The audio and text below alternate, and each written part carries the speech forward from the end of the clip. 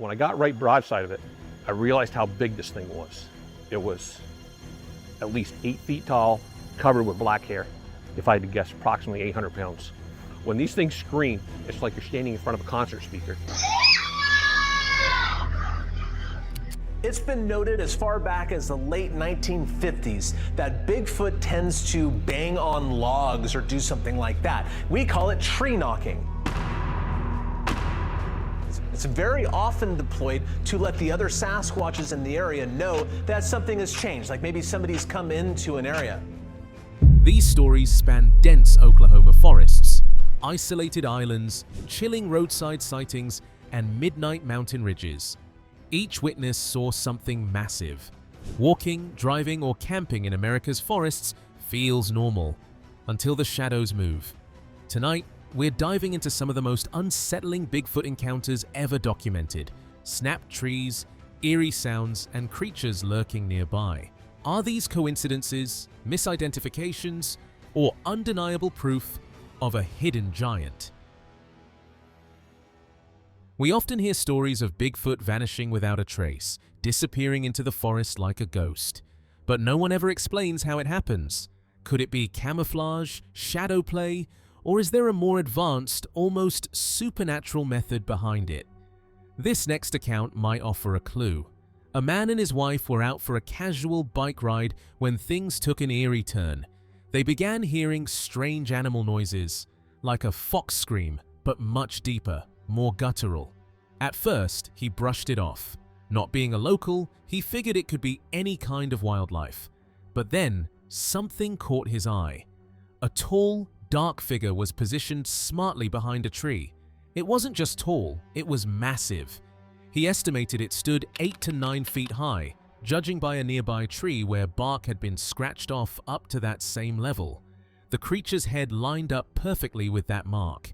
When they went to investigate after it fled, the smell was overwhelming, like rotting flesh.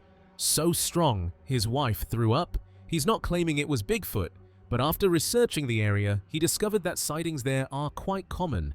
The place is Muir Woods. If there's one lesson that keeps surfacing across decades of reports, it's this. Bigfoot may not be disappearing the way we think it is. It may not be running, hiding, or fleeing at all.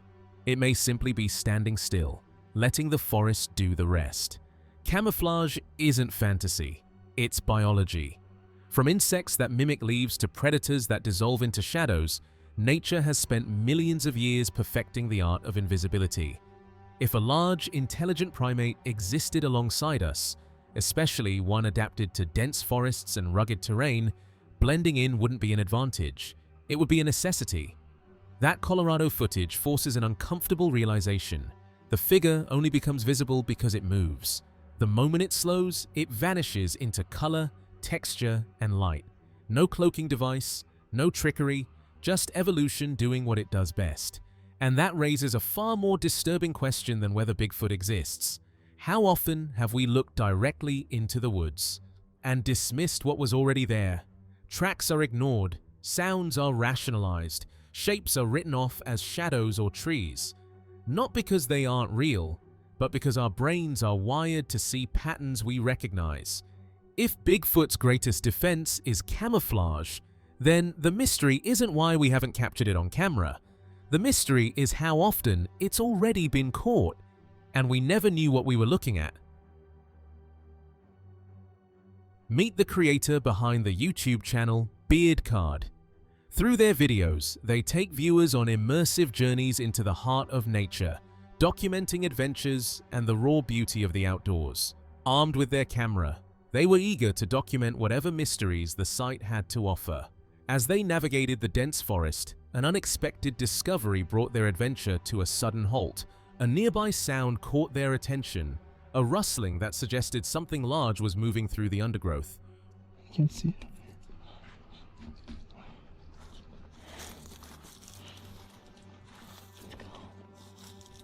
It's in there. Does he think it's a bear? Yeah, that's. You think there's a bear up here next to a deer? Yeah, we probably should be too close to it, huh? It's not cool though. Let's go.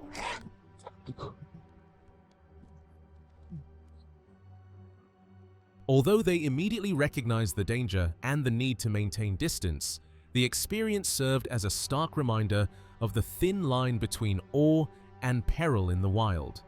When venturing into nature, one must always be prepared for the unexpected, for sometimes the wilderness offers encounters that are as awe-inspiring as they are potentially deadly.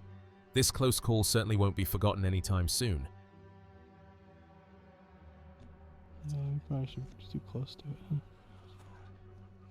How cool though. Let's go.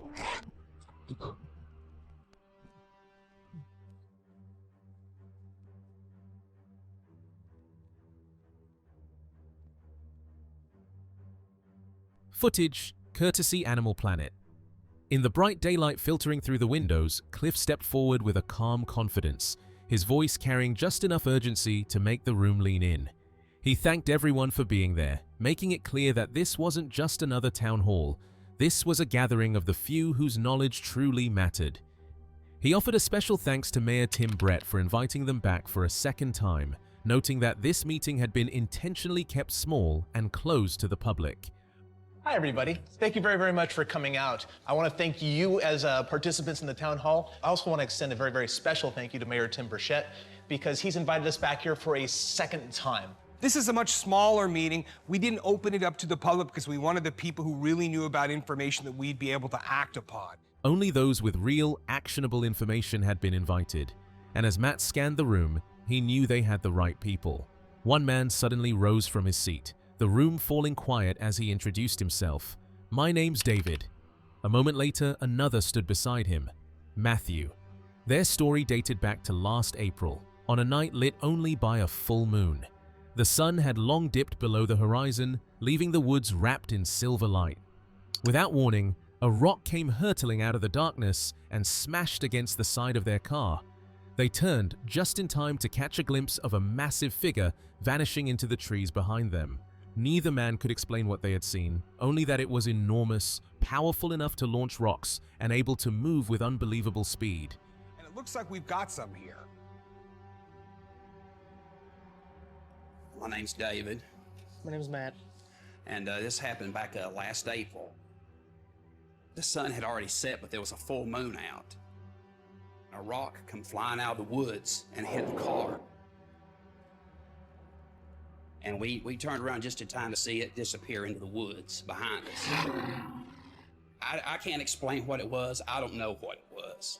It was big, it could throw rocks, and it could move like nobody's business. Another witness stepped forward, explaining that she and her husband had been on their way home, easing their car over the hill that night.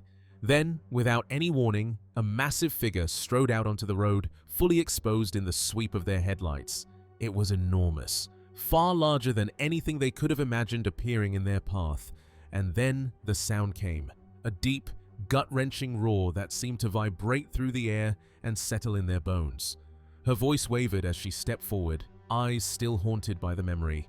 "I'm sorry," she whispered. "It scared me immensely." My husband, we were coming home and we were going across the hill.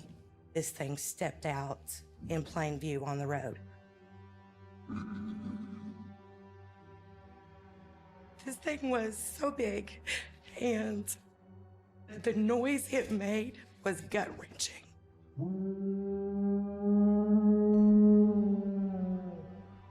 I'm sorry, it scared me tremendous.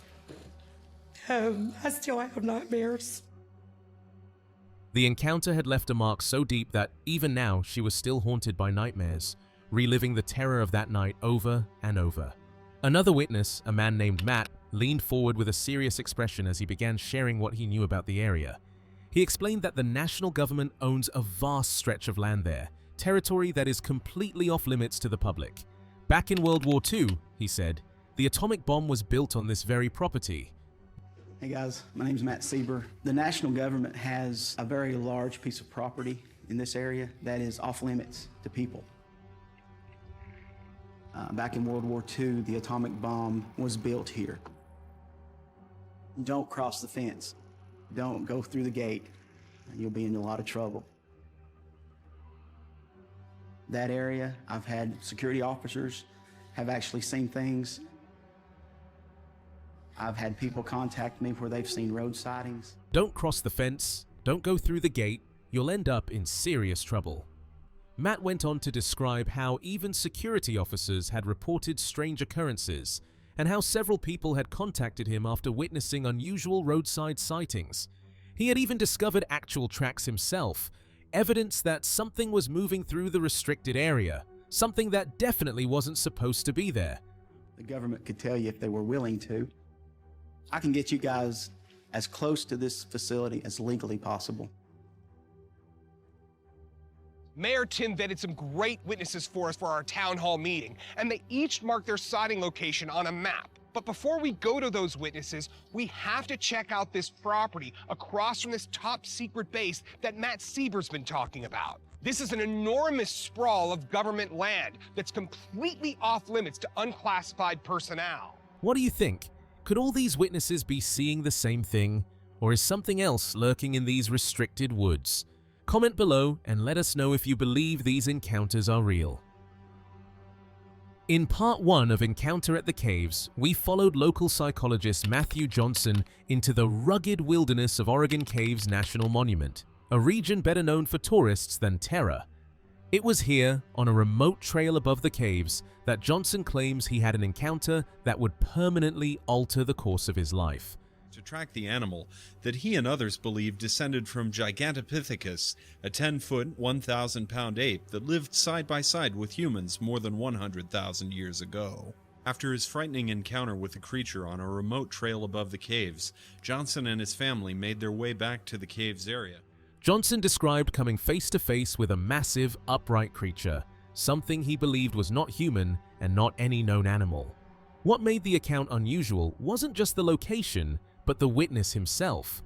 Johnson was a trained psychologist, someone accustomed to analyzing fear, perception, and stress.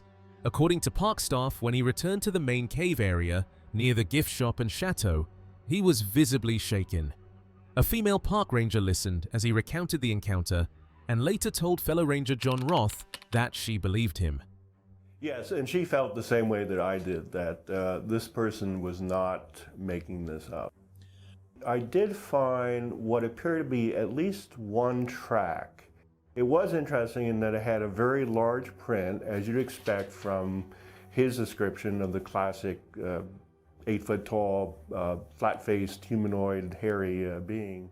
Roth, a biologist and experienced ranger, met Johnson the following day and accompanied him back to the exact location of the sighting. After examining the area and listening carefully to Johnson's detailed account, Roth reached a quiet but firm conclusion. Whatever Johnson experienced had genuinely frightened him. Roth, who was not at the caves the day of Johnson's encounter, went up to the spot where the sighting happened with Johnson the next day to look for evidence of the large animal. I did find what appeared to be at least one track. It was interesting in that it had a very large print, as you'd expect from his description of the classic 8-foot-tall, flat-faced, humanoid, hairy being. It was longer and wider than a human boot would be, even. That same night, Johnson submitted his report to the Bigfoot Field Researchers Organization, BFRO, a group widely regarded as one of the more methodical organizations investigating Bigfoot reports. The response was immediate. Media outlets seized on the story, sending Johnson onto more than a dozen national television programs, along with radio shows and newspapers across the country. The fact that the encounter occurred at a national monument and that the witness was a psychologist kept the story alive for years, while also drawing skepticism and accusations of attention-seeking. His findings and Johnson's manner and detail in retelling the story led Roth to one conclusion. Well, based on the events that occurred right after the encounter, I have no question at all that he did not make this up. The BFRO dispatched veteran investigator Derek Randalls, who had examined over 100 cases between 1990 and 2002. Randalls later stated that Johnson's encounter ranked among the most credible he had ever investigated. While he believed many reports were hoaxes, the Oregon Caves incident stood apart. He's not your typical I don't know, I should say this, he's not your typical person that sees Sasquatch. You gotta, when you're interviewing somebody, you gotta take a lot of things into consideration, what their occupation is, if they have anything to gain or to lose by their sighting. And in his case, I thought that it was kind of a step out, because credibility is kind of a big thing, I would imagine, in his field. And for him to come out and talk about it, I was fairly impressed. Scale of 1 to 10, I'd give him a 10. As a matter of fact, he seemed very credible. Rather than retreat from the experience, Johnson did the opposite. He organized expeditions into the surrounding wilderness, determined to understand what he had encountered. During this time, he was joined by Bill York, a wildlife biologist and lifelong tracker originally from England. York had spent more than 3 decades in Africa tracking rare and dangerous animals, and initially approached the Bigfoot subject with skepticism. I came up here basically as a skeptic. I don't mind telling you now, Matt. Is that okay? Yeah. I came along here basically as a skeptic with some knowledge of large primates. So I'm basically looking for evidence of large primates being in the area or having been in the area. I didn't come here looking for Bigfoot.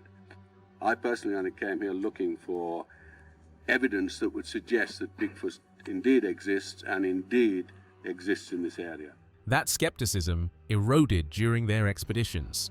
On camera, York documented large footprints, including one with ridge patterns resembling the dermal ridges found on primate feet.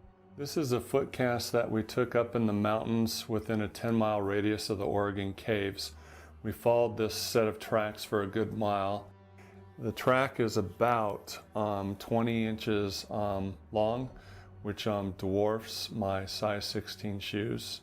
It is size proportionate with the kind of tracks, foot tracks we're finding out there in the mountains.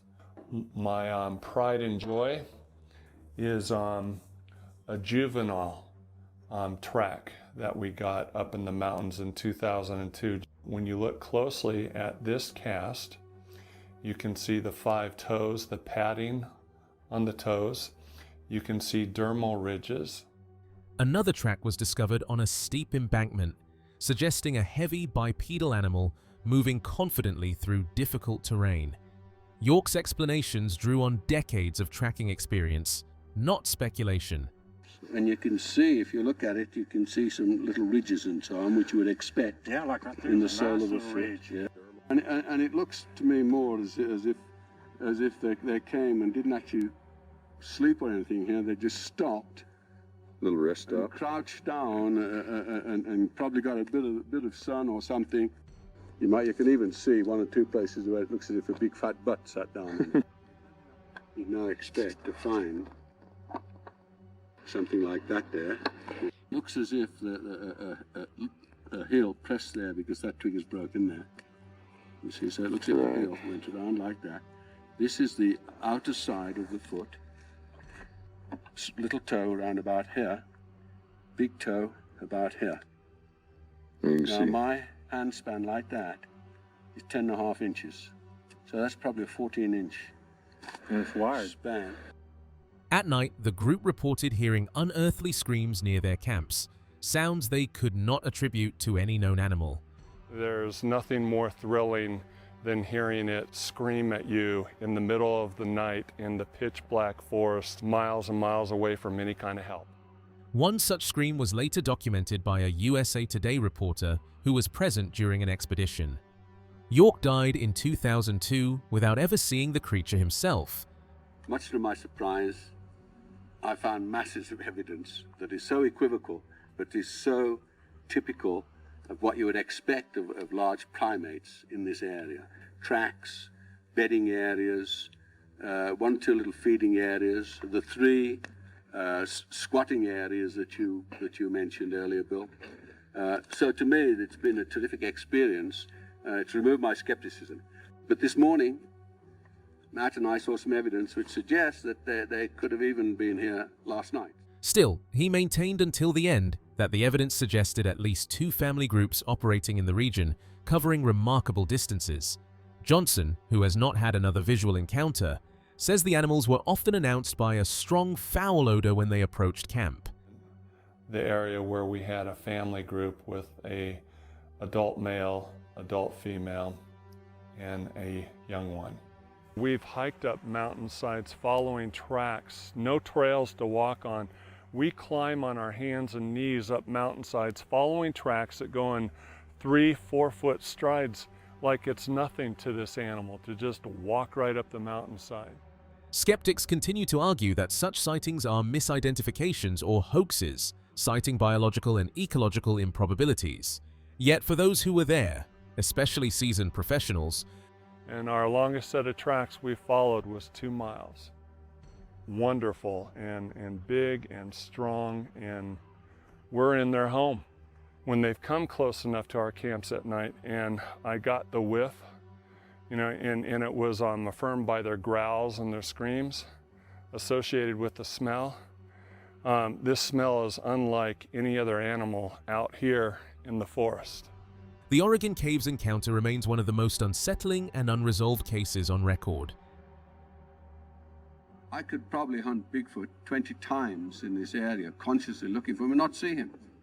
It would not shake my confidence in his existence, because I know I'd be finding evidence, like we have found evidence on this trip. And once you've seen him and you've learned enough about him, you're probably going to see him more often. You're probably going to know more about them. You're going to know their seasonal movements.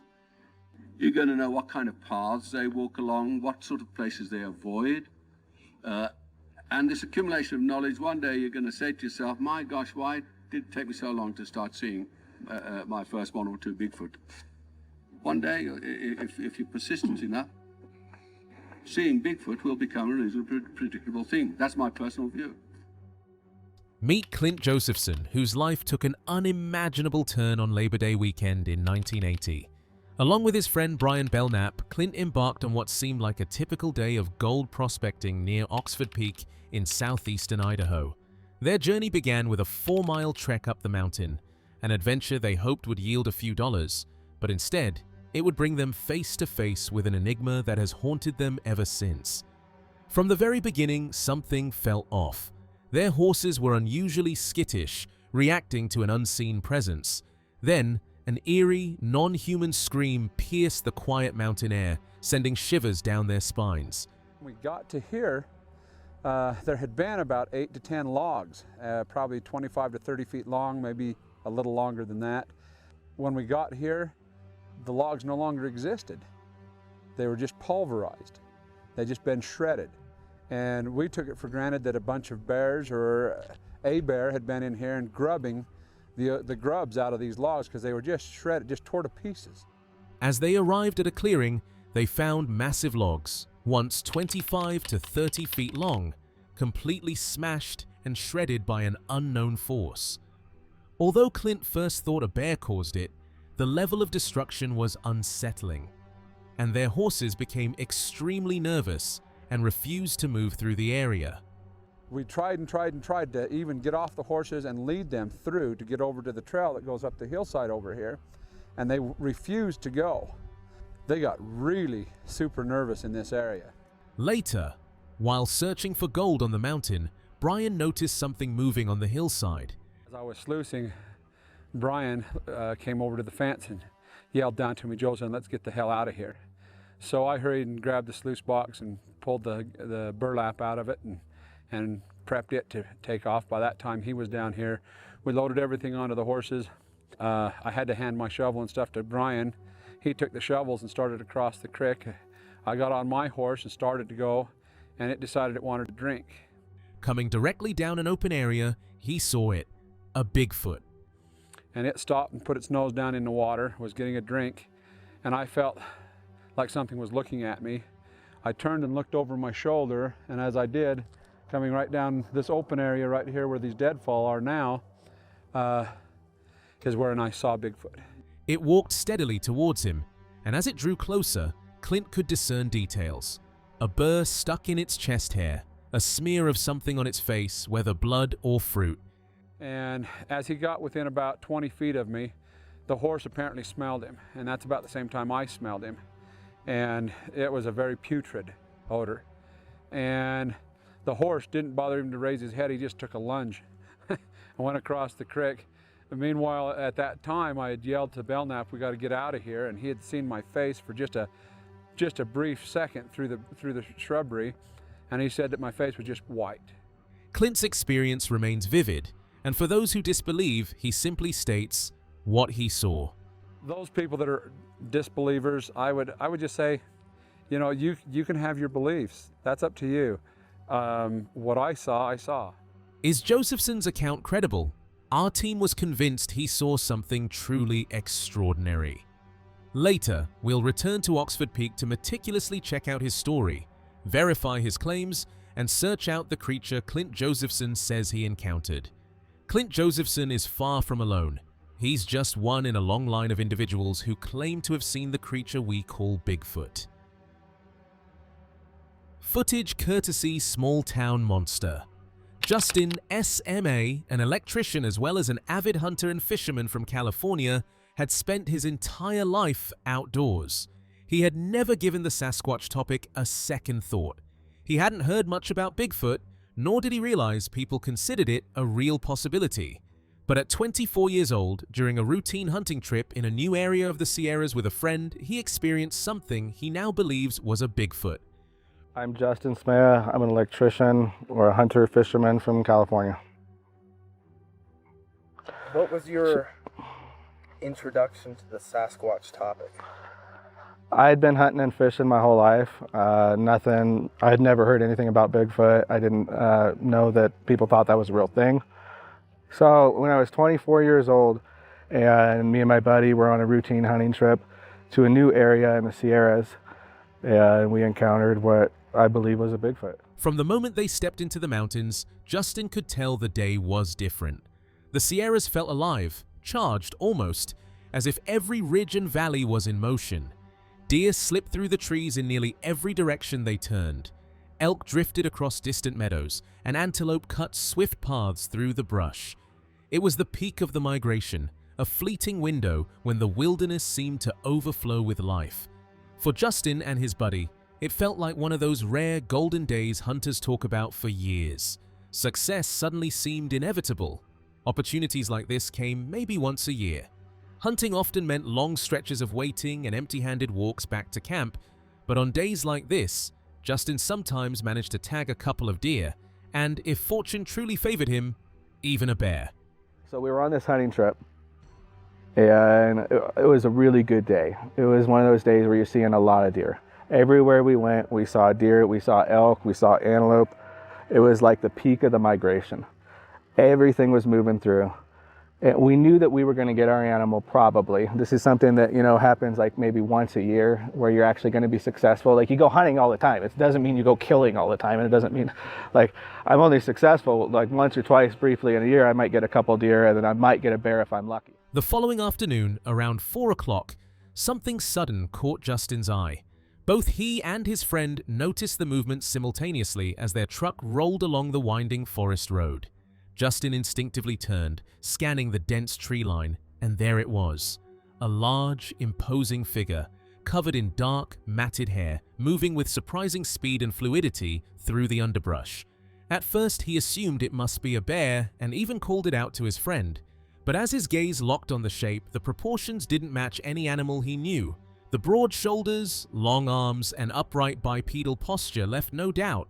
What he was witnessing wasn't a bear. It was, in his words, a Bigfoot, a creature that defied all explanation. It was like 4 o'clock in the afternoon. I catch some movement and we see it at the same time. We're driving and I look and I see a hairy object. I see I thought it was a bear. I saw an animal and I was like, I said, oh, bear. I was like, hey, and then I look and then I see what was a Bigfoot. I mean, I don't know how to describe it any other way. It moved straight away from Justin, its massive frame slipping through the trees just a short distance ahead. The creature appeared to be stumbling or dropping low as it moved, giving him a brief, angled view, just enough to make out its broad back and towering shape. He had a clear line of sight for only a moment. Then, his friend suddenly spoke up, his voice sharp with disbelief. Wait, there's more. Justin turned, scanning the slope beside them. From an elevated rise just off to their right, 2 smaller figures emerged, moving quickly but closely behind the larger one. They trailed the adult with an almost instinctive urgency.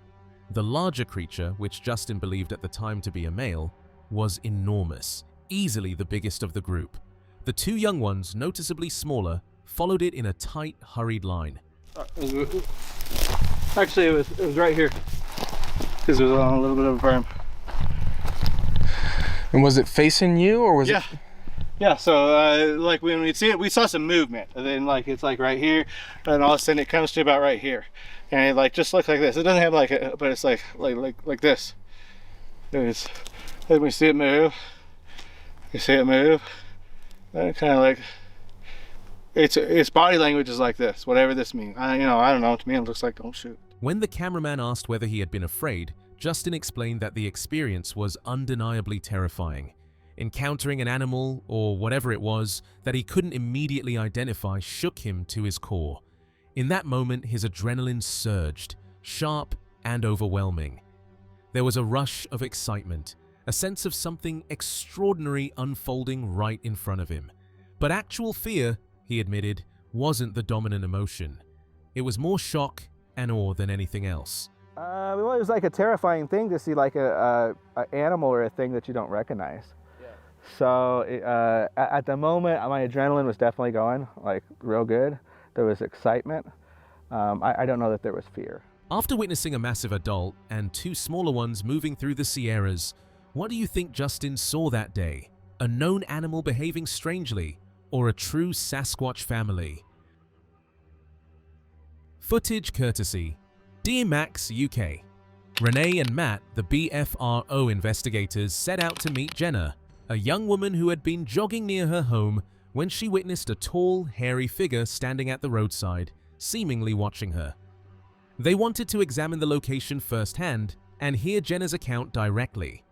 As a surgical nurse, Jenna was trained to observe details carefully, making her testimony especially valuable. Now, they were heading out to determine just how reliable her sighting might be.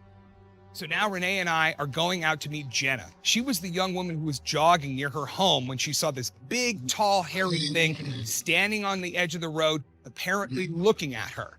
I want to see this area, and I want to see how Jenna describes what happened. She's a surgical nurse. She's trained to be reliable in her perceptions. So we're going to go out there, meet her, and see whether or not we can rely on that observation. Jenna, a Minnesota resident and now a first-hand Bigfoot witness, greeted them with a nervous but polite smile as they arrived. "This is where it happened," she said, pointing to the quiet stretch of road bordered by thick trees.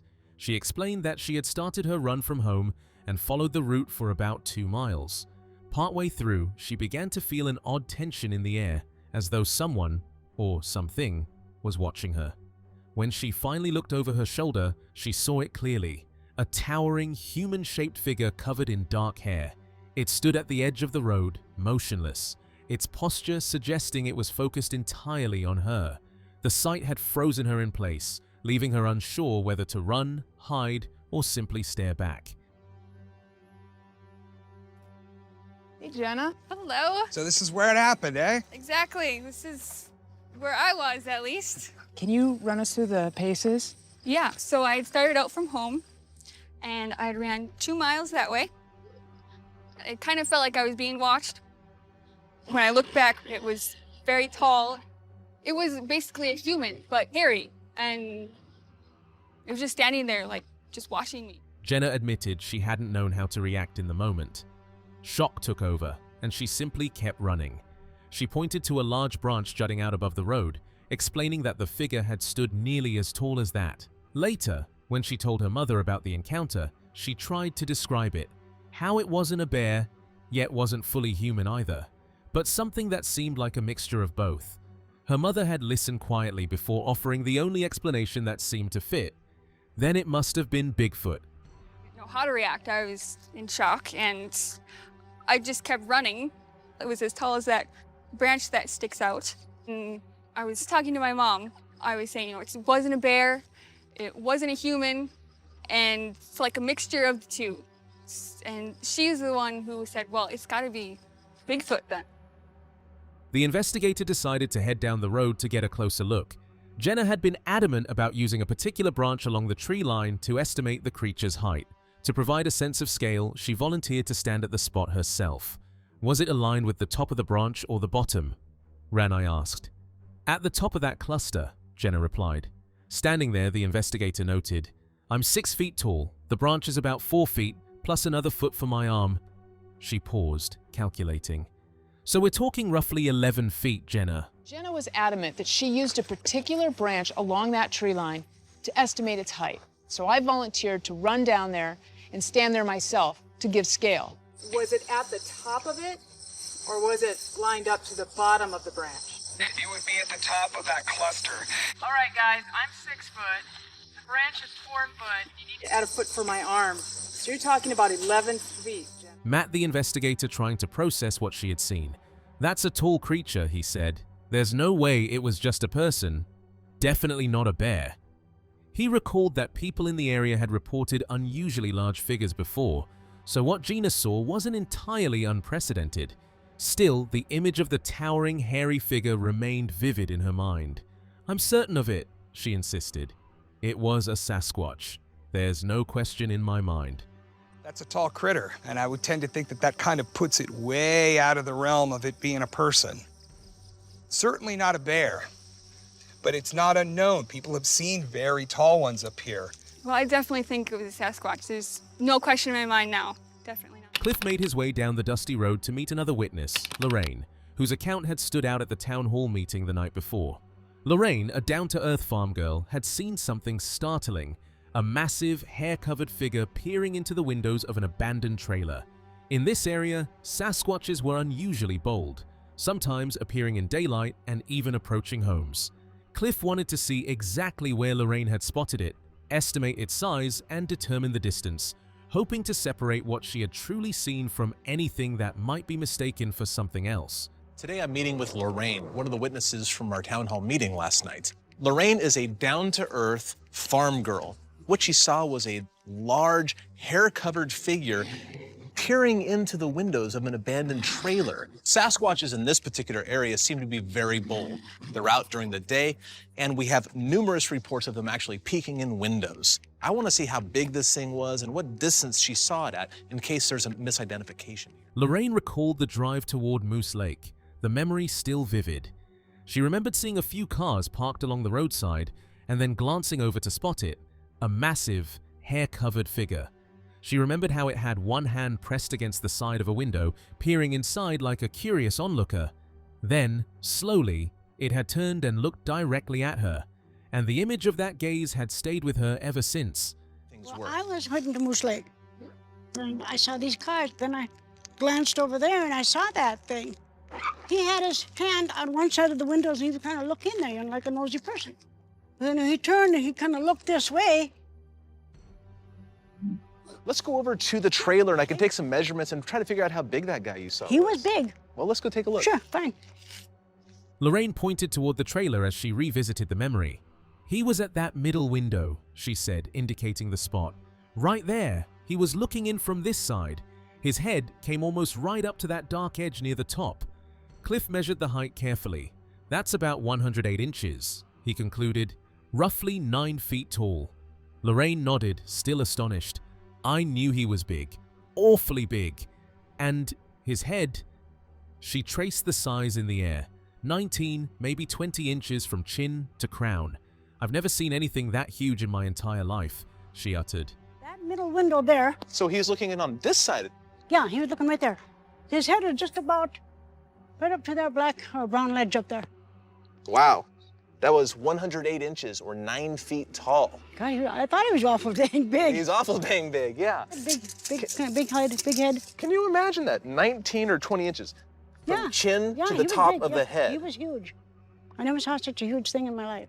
Matt noted that these Sasquatches often looked into windows, seemingly curious about what was happening inside. He suggested that the large male Sasquatch Lorraine had seen likely had some prior positive reinforcement. Something inside a window at some point had caught its attention, encouraging the behavior to become habitual. We often hear stories of Bigfoot vanishing without a trace, disappearing into the forest like a ghost. But no one ever explains how it happens. Could it be camouflage, shadow play, or is there a more advanced, almost supernatural method behind it? This next account might offer a clue. A man and his wife were out for a casual bike ride when things took an eerie turn. They began hearing strange animal noises, like a fox scream, but much deeper, more guttural. At first, he brushed it off. Not being a local, he figured it could be any kind of wildlife. But then, something caught his eye.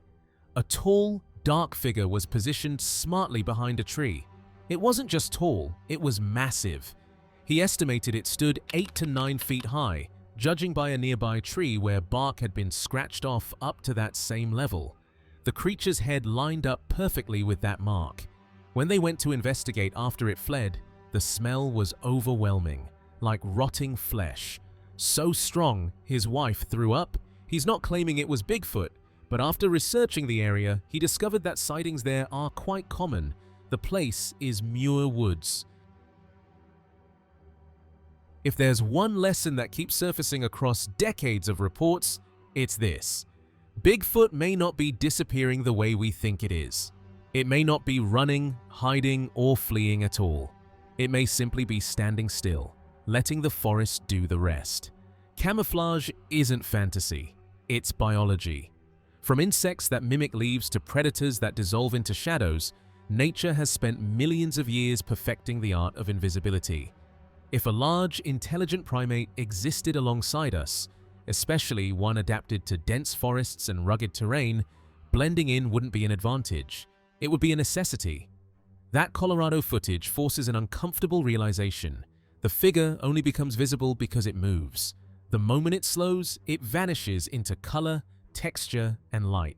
No cloaking device, no trickery, just evolution doing what it does best. And that raises a far more disturbing question than whether Bigfoot exists. How often have we looked directly into the woods and dismissed what was already there? Tracks are ignored, sounds are rationalized, shapes are written off as shadows or trees. Not because they aren't real, but because our brains are wired to see patterns we recognize. If Bigfoot's greatest defense is camouflage, then the mystery isn't why we haven't captured it on camera. The mystery is how often it's already been caught, and we never knew what we were looking at.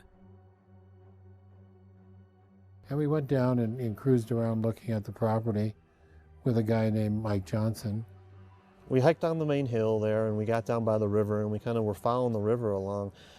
And we kind of came up on the other side, and there was a bed of sand. And in the sand there were some deeper prints, if I remember.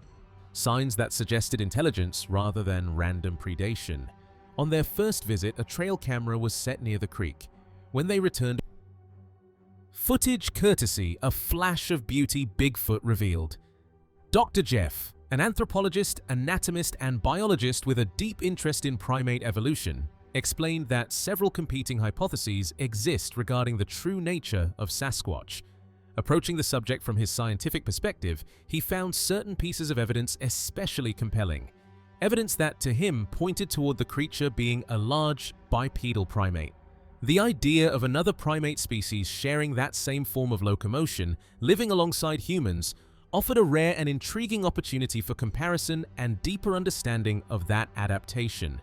There are competing hypotheses about what Sasquatch is, what its nature is, and I've approached this subject from the perspective of an anthropologist, an anatomist, biologist, and so the evidence that impresses me that suggests the existence of this creature points to it being a large bipedal primate. It's particularly interesting to me due to my interest in the evolution of human bipedalism, and sharing that habit with another species of primate living alongside us is a unique and interesting opportunity of comparison and contrast to that adaptation. What truly captured Dr. Jeff's attention was the footprint evidence. He, like many of his scientific predecessors, Dr. Grover C.R. and Dr. John Napier, found the composite data of these prints hard to ignore. It was, as Dr. Napier once remarked with a mix of curiosity and wonder, undeniable. Something out there was leaving footprints. It's the footprint evidence that drew me in. And likewise, many of my scientific predecessors, Dr. Grover Krantz, Dr. John Napier, it was the composite data set of the footprints that compelled them to take this matter seriously. Something, as Dr. Napier said something is leaving footprints. In mid-October 2020, Bigfoot experiencers Chad and Austin came to the mountain to film a survival video for their YouTube channel. They set up camp on one side of the mountain and, with their camera batteries running low, decided to head down to the water to fish for dinner. For about half an hour, they sat on the rocks, chatting casually with their lines in the water, trying to catch something for the night and stay warm. While they were focused on the task, Austin suddenly noticed a couple of animals perched on a log in the water. He nudged Chad and asked, with a mix of surprise and curiosity, "Hey, what are those?" pointing toward the unusual sight. We came here to do a survival video for our YouTube channel back in 2020, mid-October.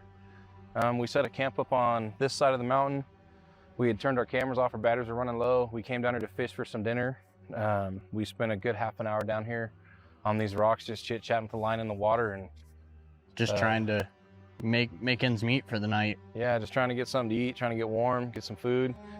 Austin had noticed a couple animals over here on this log that was in the water, and he kind of punched me in the arm and said, "Hey man, what are those?" At first, Chad and Austin didn't know what to make of the figures they were seeing. Chad initially brushed it off, thinking it might just be a couple of bear cubs. But the longer he stared, the more he realized that what they were looking at didn't move or shape itself like any bear. Its form seemed almost human, tall, upright, and impossible to ignore. The sheer size of it was shocking, larger than any person Chad had ever seen. And the moment he understood that this wasn't a typical animal of the wilderness, a wave of disbelief washed over him. It felt as if the air was pulled from his lungs. The world went quiet, and all he could hear was the rush of his own thoughts. We noticed it. I didn't know what to think of it at first. I was thinking maybe a sow and a cub. And I kind of played it off for a few minutes like it's nothing. And the more I looked, the more I seen that it wasn't like a bear. It was more like a, more like a human. Man. Yeah, it's so hard to explain. I just can't put it in words. The size of it was just remarkable. I mean, it's larger than any human I've ever seen. As soon as you realize that it wasn't, some kind of animal that you would normally see out here, it kind of just like took everything out of your body, just took your whole breath away, and everything just went silent. You didn't really hear anything but what your thoughts were. Bigfoot researcher Diane explained that Bigfoot's intelligence is what makes them so elusive. They are not like herds of elk or pods of whales. They are hominids, aware, thoughtful, and deliberate. They do not want to be seen, and as a result, most sightings are purely accidental. When witnesses report encounters, it is usually a rare and unplanned event. Bigfoot's intelligent. That's what helps their being elusive. They're not a herd of elk. They're not a pod of whales. They're hominids that are intelligent, and they don't want to be seen. They're not going to be seen. Most instances are accidental when we have witness sightings. Dr. Jeff explained that the reason Bigfoot has remained unrecognized or unestablished as a species largely comes down to their rarity and unique behavior. They are primarily active at night, tend to roam alone, and cover vast territories while being highly adaptable, traits common to many elusive animal species. These characteristics make them extremely difficult to study, and even more challenging to trap or obtain a specimen in the wild. That they have remained unrecognized or unestablished as a species simply rests on their rarity and other aspects of their reported behavior. They're nocturnal, they're solitary, they're far-ranging, they're very generalized. Those are characteristics of any animal species that render it very difficult to study, let alone trap or obtain a specimen in the wild. If Bigfoot has stayed hidden despite compelling evidence and eyewitness accounts, what else might be living just beyond our understanding? Footage courtesy, Salish Sasquatch. On a summer evening in July 2000, as the sun dipped low over La Push, Washington, Rich Jamo was heading in for his swing shift as a police officer, unaware that he was about to witness something that would change his life forever. Since 2008, he has dedicated himself to Bigfoot research, but this first encounter marked the beginning of that journey.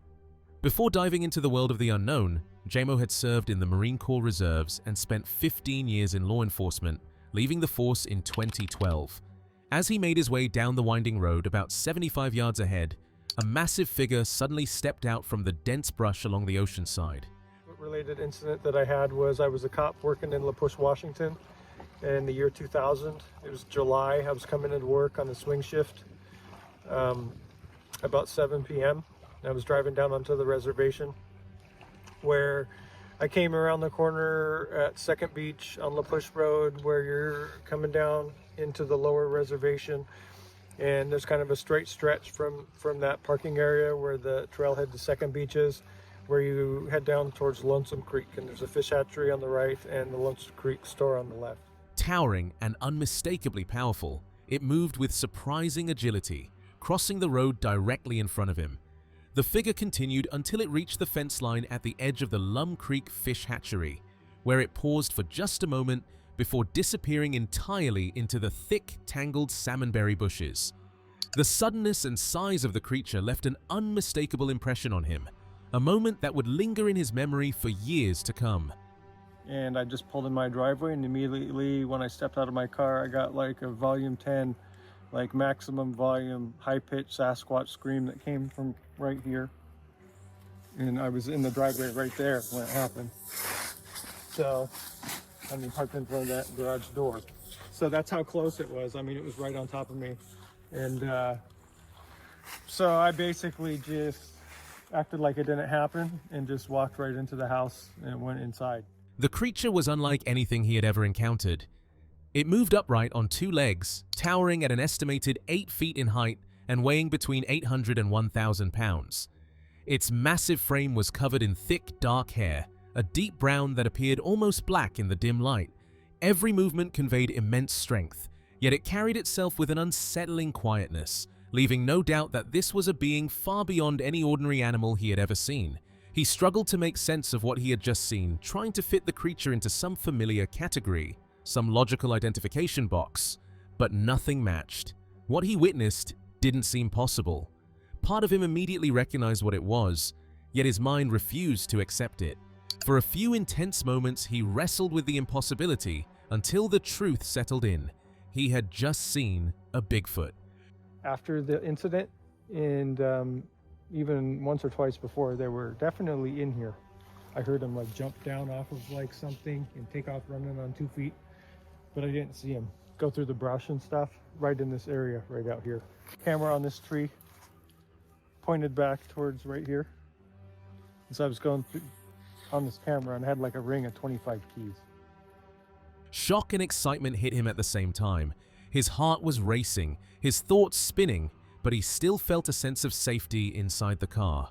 The encounter wasn't frightening so much as overwhelming, a moment that pushed the boundaries of what he believed was real. He paused and listened closely. "Do you hear that tapping?" camera women asked, sensing movement behind him. Something had shifted in the brush, a heavy, unmistakable sound. He could tell whatever it had size to it. With deer common in the area, he knew the woods were often busy, but this felt different.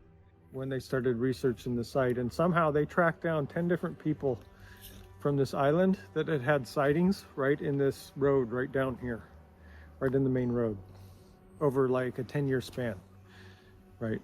9 of them Bigfoot, 1 of them something else. What was the other something else? Like a dog man, but it was short. It was like 5 feet tall, and they said that it had a glimmeriness to the hair was sparse on it, and it had... The tapping continued, though the overgrown vegetation made it nearly impossible to see anything through the thick tangle of brush that had grown up since earlier years. For nearly 8 or 9 months, he stepped away from anything Bigfoot related. Eventually, curiosity drew him back, and he decided to see whether he could provoke a response in the area. He began performing wood knocks, repeating the effort for several months without receiving any sign in return. Most evenings, just before dark, around 7 or 8 o'clock, he would head out and follow the same pattern. I don't think I've been here it's been like 5 or 6 years since I've been here. So, Since you've been here or Dow? Here. I don't think I've been to Dow. About the same time I went to Dow, I think. 5, 6 years ago. I was at Dow Creek like last winter. 1 knock, then 2, then one more, and afterward, he would remain silent to observe. One night, after completing the sequence and starting the walk back toward his house, he finally heard it, a return knock echoing through the trees. He struck a nearby tree once, and the sound came back once. He struck twice, and it answered twice. He knocked 3 times, but this time, the woods fell silent. The brief exchange ended as quickly as it had begun, leaving him with more questions than answers. Was that tapping just a coincidence, or a direct answer from something we can't explain? Meet Clint Josephson, whose life took an unimaginable turn on Labor Day weekend in 1980. Along with his friend Brian Belknap, Clint embarked on what seemed like a typical day of gold prospecting near Oxford Peak in southeastern Idaho. Their journey began with a 4-mile trek up the mountain, an adventure they hoped would yield a few dollars, but instead, it would bring them face to face with an enigma that has haunted them ever since. From the very beginning, something felt off. Their horses were unusually skittish, reacting to an unseen presence. Then, an eerie, non-human scream pierced the quiet mountain air, sending shivers down their spines. We got to here, there had been about 8 to 10 logs, probably 25 to 30 feet long, maybe a little longer than that. When we got here, the logs no longer existed. They were just pulverized. They'd just been shredded. And we took it for granted that a bunch of bears or a bear had been in here and grubbing the grubs out of these logs because they were just shredded, just tore to pieces. As they arrived at a clearing, they found massive logs, once 25 to 30 feet long, completely smashed and shredded by an unknown force. Although Clint first thought a bear caused it, the level of destruction was unsettling, and their horses became extremely nervous and refused to move through the area. We tried and tried and tried to even get off the horses and lead them through to get over to the trail that goes up the hillside over here, and they refused to go. They got really super nervous in this area. Later, while searching for gold on the mountain, Brian noticed something moving on the hillside. As I was sluicing, Brian came over to the fence and yelled down to me, "Joseph, let's get the hell out of here." So I hurried and grabbed the sluice box and pulled the burlap out of it and prepped it to take off. By that time, he was down here. We loaded everything onto the horses. I had to hand my shovel and stuff to Brian. He took the shovels and started across the creek. I got on my horse and started to go, and it decided it wanted to drink. Coming directly down an open area, he saw it, a Bigfoot. And it stopped and put its nose down in the water, was getting a drink, and I felt like something was looking at me. I turned and looked over my shoulder, and as I did, coming right down this open area right here where these deadfall are now, is where I saw Bigfoot. It walked steadily towards him, and as it drew closer, Clint could discern details. A burr stuck in its chest hair, a smear of something on its face, whether blood or fruit. And as he got within about 20 feet of me, the horse apparently smelled him, and that's about the same time I smelled him. And it was a very putrid odor. And the horse didn't bother him to raise his head, he just took a lunge and went across the creek. And meanwhile, at that time, I had yelled to Belknap, "We got to get out of here," and he had seen my face for just a brief second through the shrubbery, and he said that my face was just white. Clint's experience remains vivid, and for those who disbelieve, he simply states what he saw.